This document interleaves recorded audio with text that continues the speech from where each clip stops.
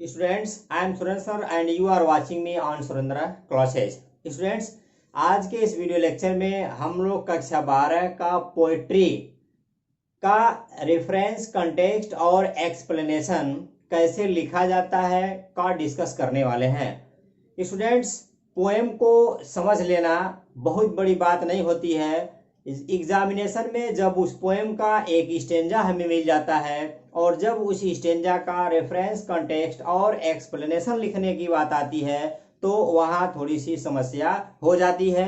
तो आज मैं आपके लिए यह एक ऐसा वीडियो लेकर के आया हूँ जो इस समस्या का हल है। स्टूडेंट्स, आपका जो पोएट्री सेक्शन होता है उसमें कुल 10 पोएम्स हैं और लगभग मैं आधे से अधिक पोएम पढ़ा दिया हूं। अब मैं लेसन 1 से उसका रेफरेंस, कंटेक्स्ट और एक्सप्लेनेशन जो है कैसे लिखा जाता है को मैं बता रहा हूं। स्टूडेंट्स, जो आपका सबसे पहला पोएम है कक्षा 12 में, उसका नाम है character of a happy life. इसको लिखने वाले हैं सर हेनरी वाटसन। ये इसके पोएट हैं। स्टूडेंट, जो सबसे पहला आपका स्टेंजा है इस पोएम का वो है how happy is he born dot dot dot से लेकर के अटमोस्ट स्किल तक। यह 4 लाइन का एक स्टेंजा है, वह दिया है, उसी को मैंने लिखा हुआ है। जब आपको एग्जामिनेशन पेपर में मिलेगा तो यहाँ डॉट डॉट डॉट की जगह यह पूरा लिखा हुआ रहेगा और ऊपर से क्वेश्चन लिखा रहता है कि आपको इसका रेफरेंस, कॉन्टेक्स्ट और एक्सप्लेनेशन लिखना है। तो आइए हम सबसे पहले देखते हैं कि रेफरेंस कैसे लिखेंगे। रेफरेंस इट्स हिंदी संदर्भ। स्टूडेंट्स, रेफरेंस के अंतर्गत हम यह लिखते हैं कि दिया गया प्रश्न पत्र में जो स्टेंजा है वह स्टेंजा किस पोएम से लिया गया है और उस पोएम को लिखने वाला पोएट कौन है, अर्थात टाइटल, और उस टाइटल को कंपोज करने वाला कौन है, कंपोजर कौन है, इसको लिखा जाता है। तो देखें कैसे लिखते हैं। This stanza has been taken from the poem Character of a Happy Life composed by Sir Henry Watson। यह stanza character of a happy life नामक पोएम से लिया गया है और इसके कंपोजर यानी कंपोज करने वाले सर हेनरी वाटसन है। स्टूडेंट्स, इसको लिखने का और भी कई सारा तरीका है। आप दिस स्टेंजा के जगह दीज लाइंस लिख सकते हैं और भी कई तरीके हैं। यह तरीका सबसे आसान है, पहले आप इसको समझें, पुनः हम अगले को समझेंगे और किस तरह से लिख सकते हैं। तो देखें, आपको क्या करना है कि जो पोएम का हमारा टाइटल होगा, जो नेम होगा, उसको आप कैपिटल लेटर में लिखेंगे और सिंगल इन्वर्टेड कॉमा से क्लोज करेंगे। स्टूडेंट्स, पोएट का नेम और पोएम का नेम, तो हैप्पी लाइफ यह क्लोज हो गया। Composed bye sir Henry Watson. Students, अक्सर होता क्या है कि जब आप प्रश्न पत्र का जो है आंसर लिख रहे होते हैं अपने उत्तर पुस्तिका में, तो आप लिखने को तो पूरा लिख देते हैं बट यहाँ कॉमा लगाना आप भूल जाते हैं। तो आपको यह नहीं भूलना है स्टूडेंट्स। यह एग्जाम में 8 अंक का आने वाला है। तो आई होप कि आपको रेफरेंस लिखने आ गया होगा, समझ में आ चुका होगा। यदि आपको दूसरे का लिखना है तो आपको यहाँ जहाँ पोएम का नेम है, यहाँ पोएम का नेम आपको क्या करना है, चेंज कर देना है और यहाँ आपको पोएट का नेम चेंज कर देना है, हो जाएगा। एग्जाम्पल, यदि आप यहाँ ऑन हिज ब्लाइंडनेस को लिखते हैं तो यहाँ आपका हो जाएगा जॉन मिल्टन, ऐसे ही बदल जाएगा। स्टूडेंट्स, आगे देखें कॉन्टेक्स्ट। इस टॉपिक में जो सबसे हमारा कठिन चैप्टर होता है वह कॉन्टेक्स्ट लिखने का होता है। इट्स हिंदी प्रसंग।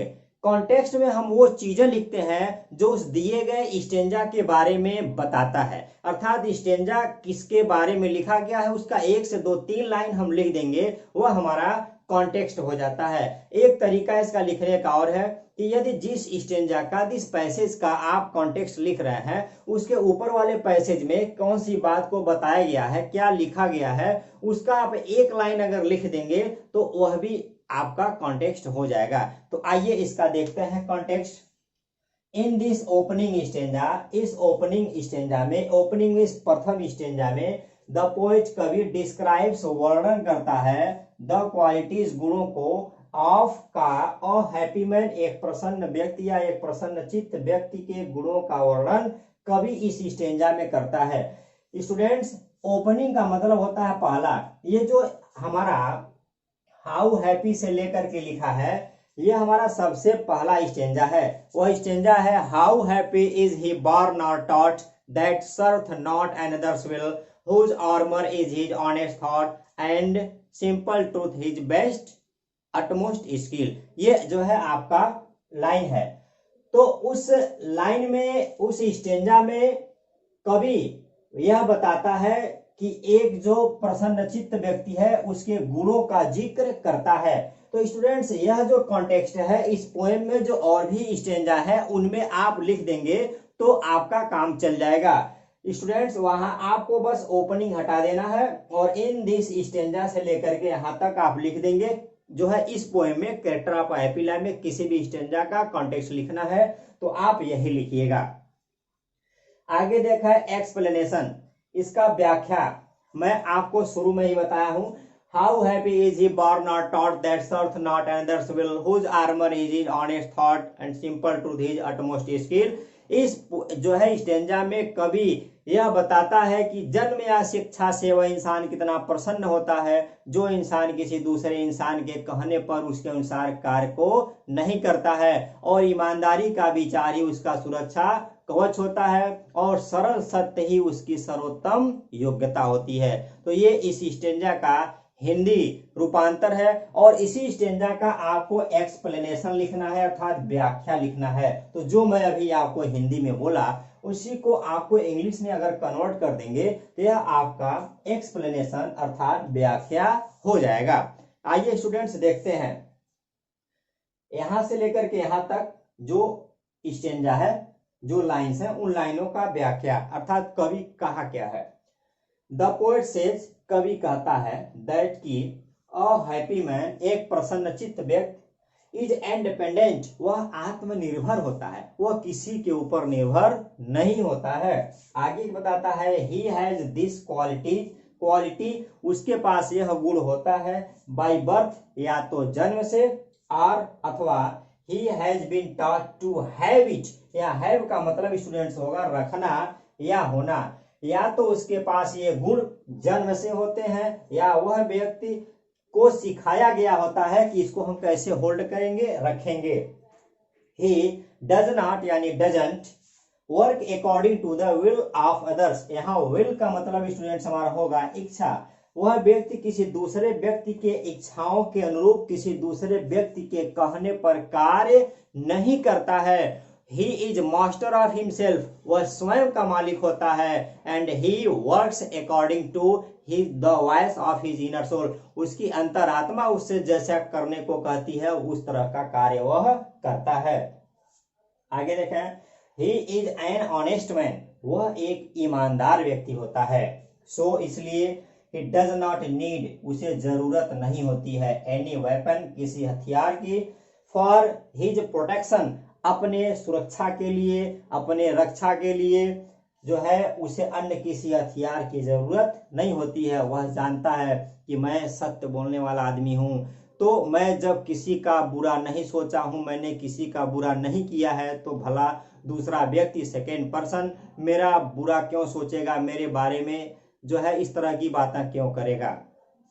आगे देखें, ही बिलीव्स, वह विश्वास करता है, इन सिंपल लिविंग, सादा जीवन, एंड हाई थिंकिंग, और उच्च विचार में। एक प्रसन्न चित्त व्यक्ति, जो हमारा प्रसन्न चित्त व्यक्ति होता है स्टूडेंट्स, वह सादा जीवन और उच्च विचार में विश्वास करता है। ही लीड्स अ सिंपल लाइफ, वह सादा जीवन व्यतीत करता है, वह दिखावे में नहीं रहता है। आगे देखें, एंड और लास्ट वाला लाइन है, simple truth his best skill, और सरल सत्य ही उसकी सर्वोत्तम योग्यता होती है। स्टूडेंट्स, ये रहा इसका रेफरेंस, कॉन्टेक्स्ट और एक्सप्लेनेशन। अब मैं आपको एक पॉइंट वाली बात बताने जा रहा हूं जो सभी लोग नहीं बताते हैं। स्टूडेंट्स, जो हमारी कविता होती है, इस कविताओं के में जो हमारे स्टेंजाज होते हैं, उस किसी स्टेंजाज में फिगर ऑफ स्पीच दिए गए रहते हैं। फिगर ऑफ स्पीच का मतलब अलंकार होता है। आप इंटर में पढ़ रहे हैं तो आपको 7 फिगर ऑफ स्पीच पढ़ना है, होते तो और है बट 7 ही पढ़ना है। तो अगर स्टेंजा आप पढ़ रहे हैं उसमें कोई फिगर ऑफ स्पीच अगर दिया है तो आपको उसका नाम लिखना होता है और किस लाइन में है उस लाइन को आपको नोट करना होता है। अगर आप इसे लिख देते हैं तो आप ऐसे समझिए कि सोने पे सुहागा हो गया। देखें, जो हमारा तीसरा लाइन है इस स्टेंजा का, उस तीसरे लाइन में यह लिखा है whose armour is his honest thought. Students, इस लाइन में एक हमारा फिगर ऑफ स्पीच यानी अलंकार है और वह हमारा है मेटाफर। लिखेंगे कैसे?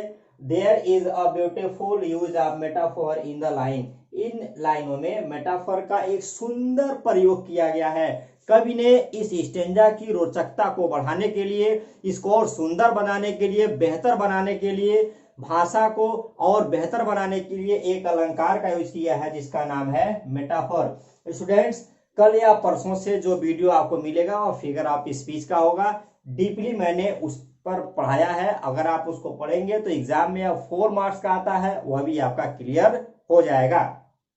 तो आई होप कि आपको रेफरेंस, कॉन्टेक्स्ट और एक्सप्लेनेशन कैसे लिखा जाता है, क्या होता है, किसके अंदर हम क्या लिखते हैं, किस प्रकार से लिखते हैं, आपको समझ में आ चुका होगा। स्टूडेंट्स, मैं थोड़ा सा साइड में हो जाता हूं ताकि आप इसका स्क्रीन शॉट ले लें और अपने नोटबुक पर आप अच्छे तरह से लिख लें। मैंने इस पोएम को पढ़ा दिया है, आप प्लेलिस्ट से जाकर के पढ़ सकते हैं। वर्ड मीनिंग से लेकर के एक एक चीज को मैंने बताया है। आप स्क्रीन शॉट ले लें। देखें, आपके स्क्रीन पर यह पूरा रेफरेंस, कॉन्टेक्स्ट और एक्सप्लेनेशन दिख रहा होगा। स्टूडेंट्स, आई होप कि आप अब अच्छी तरह से समझ चुके होंगे। तो स्टूडेंट्स, यदि आपको यह मेरा वीडियो पसंद आया है, यदि आपको लगता है कि मैं आपके लिए परिश्रम करके एक एक वीडियो बनाता हूं, तो आप मेरे चैनल को शेयर कीजिए और सब्सक्राइब कर लीजिए ताकि जब भी मैं वीडियो अपलोड करूं तो वीडियो का नोटिफिकेशन सबसे पहले आपके पास पहुंचे और आप घर बैठे मेरे चैनल के माध्यम से अपना इंग्लिश सब्जेक्ट अच्छी तरह से तैयार कर लें, जिससे कि एग्जाम में आप अच्छे से अच्छे अंक हासिल करें। स्टूडेंट्स, आज के वीडियो में बस इतना ही। मिलते हैं हम अगले वीडियो में नए लेसन के साथ। तब तक के लिए अलविदा।